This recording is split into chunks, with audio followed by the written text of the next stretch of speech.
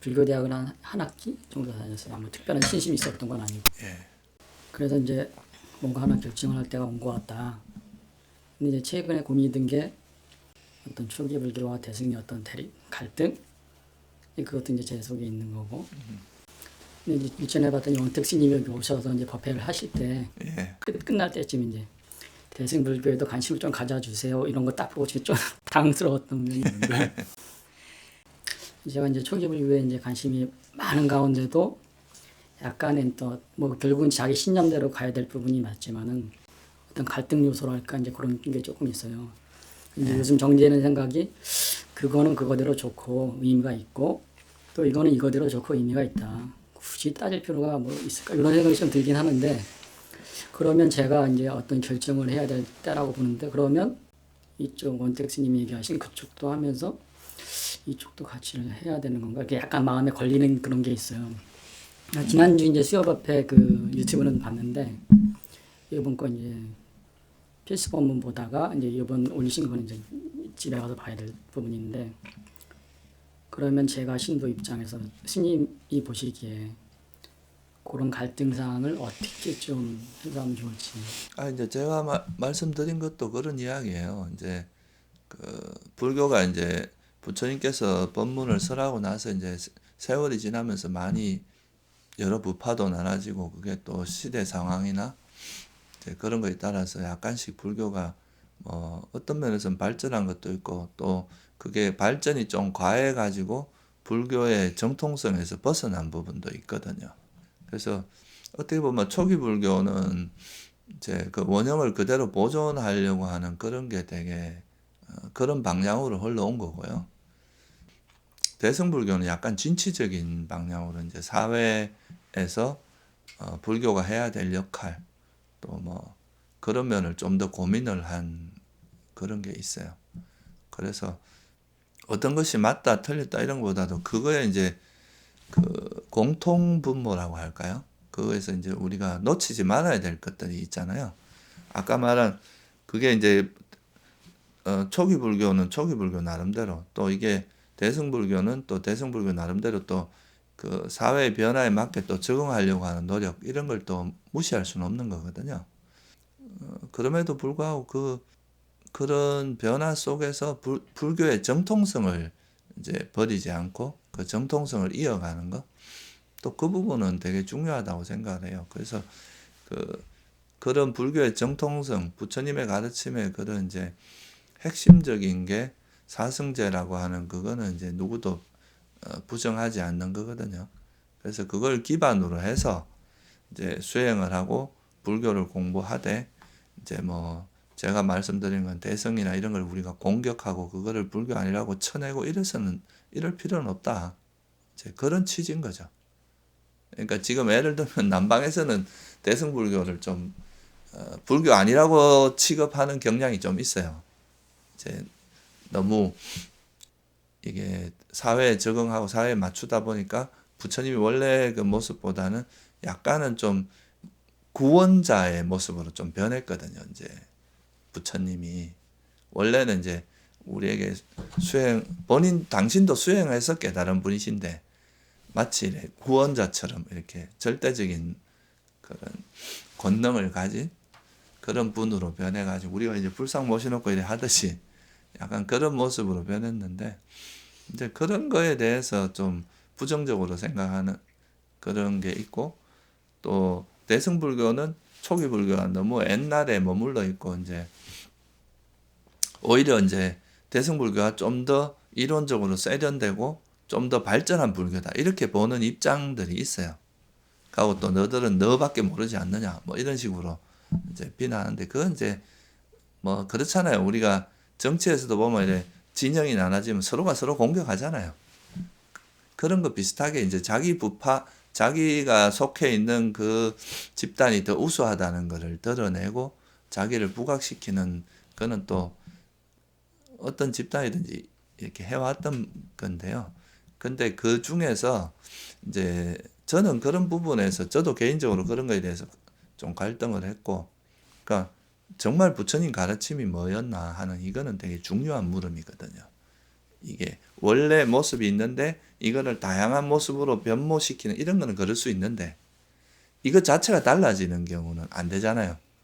그러면 이제 우리가 수행을 하면서도 실제 불교도라 하지만 불교가 아닌 다른 종교의 모습으로 살 수도 있고 그게 이제 어떤 면에서는 부처님이 깨달은 진리하고 다른 거를 우리가 쫓아갈 수도 있는 거기 때문에 그래서 이제 저는 그런 거에 가장 그래도 우리가 확실하게 믿을 수 있고 확실하게 의지할 만한 것이 뭐냐 이걸 봤을 때 이제 그게 그런 사성제라는 그 부처님의 가르침이다라고 생각을 했고 그거에서 그 범주를 벗어나지 않는 한은 비난할 필요는 없다. 그렇지만 이 범주를 벗어난 거는 뭐 비난할 필요까지는 없지만 그걸 불교라고 생각하기는 좀 어렵다 이렇게 보는 입장인 거죠. 그러면 보살 정신으로 나눠진다 그러면 그 만약에 초기 불교를 하면서 적절한 보살 정신을 살려야 될 필요가 뭐 있어요? 아니 보살 정신하고 그런 거는 초기 경전에도 다 있어요. 예를 들면 이제 보시를 항하고 남을 위해서 돕고 뭐 자비행을 하고 이런 거에 대한 이야기는 다 있는데 대승불교는 너무 그쪽으로만 이제 강조를 하는 거예요. 그러다 보니까 그게 약간 부작용이 뭐냐면 자기 하고 싶은 대로 하면서 그걸 보살의 이름만 갖다 붙이는 경우 되게 많아. 자기 욕심을 쫓아가면서도 그냥 보살인 거예요. 근데 이 보살행의 핵심은 아까 말했듯이 이제 사성제 제가 말씀을 드렸는데 이건 다른 말로 하면 보살행을 하는 과정에서도 자기가 이제 그런 번뇌에 오염되는지 오염되지 않는지에 대한 정확한 알아차림 그런 게 없으면 이제 자기 욕심을 쫓아가면서도 보살행이라고 말할 수 있거든요. 이제 그런 부분을 그러니까 이 부처님이 원래 말씀하신 이 가르침을 중심에 놓고 그리고 나서 생각을 하는 것은 괜찮다 이거죠. 그러니까 이제 세속에 있다 보면 아무래도 전문적인 수행보다는 또 뭐 봉사라든가 좀 뭐 보시행이라든가 이런 게 더 손쉬울 수도 있거든요. 근데 그런 걸 하는 것 자체는 초기 경전에도 굉장히 강조가 많이 돼 있어요. 사실은 제가자들한테는 거의 보시나 계율을 지키는 이거에서 주안점이 가 있거든요. 공덕 쌓는 거. 그러니까 전문적인 수행 이런 쪽은 좀 더 적극적으로 이렇게 들어온 분들한테 주로 부처님께서 법문하셨어요. 그러니까 그거는 그런 뭐 보살행의 맹화라고 할까? 그런 거는 이제 원래 초기 경전부터 있었던 건데 이게 이제 조금 너무 이쪽으로 가다 보니까 이제는 이 보살행 자체가 문제라기보다 제가 아까 말씀드렸듯이 이제는 나중에는 이게 보살행이라고 하는 것도 수행의 다른 방향이었거든요. 수행을 하는 거에 또 다른 모습이었던 거예요. 근데 이게 시간이 지나면서 보살도 약간 이렇게 약간 좀 뭐랄까 새로운 보살이 등장해요. 관세음보살 뭐 이런 이제 구원자로서의 보살이 등장을 하고 부처님도 구원자가 돼서 우리가 막 부처님한테 빌만 뭘 해주는 식으로 이렇게 되는 거 있잖아요.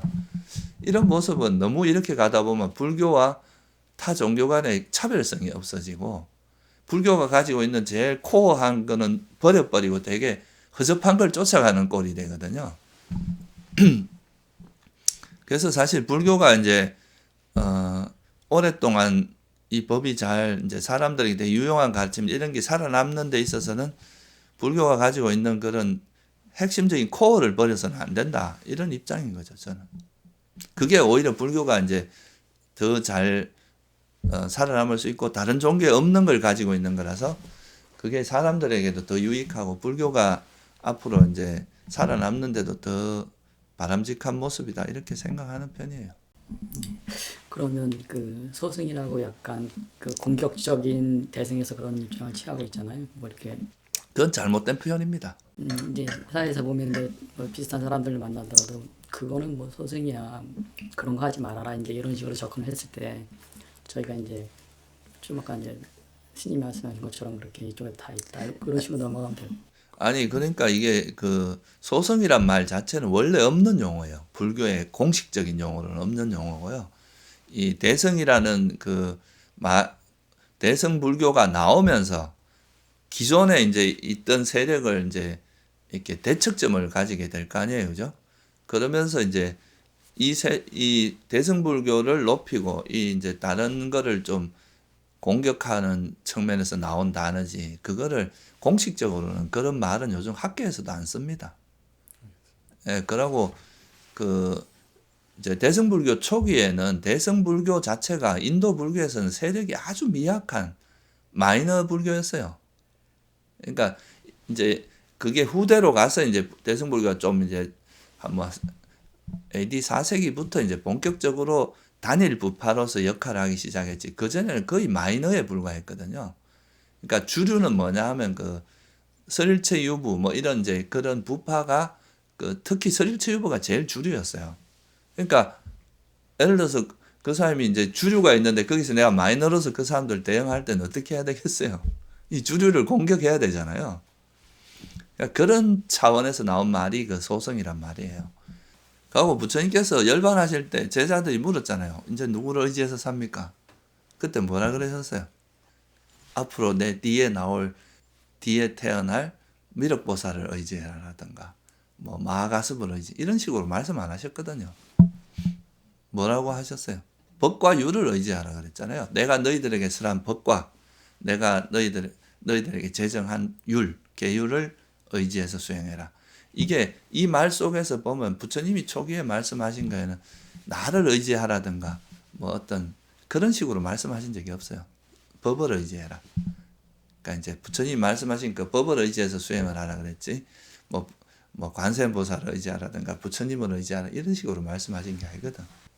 그런 걸 보면 이제 그 뒤에 나오는 그런 것들은 이제 대승불교가 이렇게 발전하면서 그 특히 관세음보살, 보현보살 이런 보살들이 본격적으로 등장한 게 그 법화경이라는 경전이거든요. 그거는 이제 대승불교도 조금 한참 좀 지난 중후기 정도 돼서 나타나는 겁니다. 초기에는 오히려 없었어요. 보살은 없었어요. 이건 불교를 좀 이제 그 불교의 그 코어가 뭐냐 이거를 정확히 알고 이 코어를 정확히 아는 상태에서 이런 건 약간 이제 또 우리나라 불교 문화나 뭐 이런 이제 또 그런 걸로 이해를 하면 그렇게 싸울 일은 아닌데 이런 것에 빠져서 이제 이 코어를 잊어버린다 그러면 이제 불교의 본래 모습을 못 찾는 거니까 이제 그런 거는 분명히 이해를 해야 되는 거죠.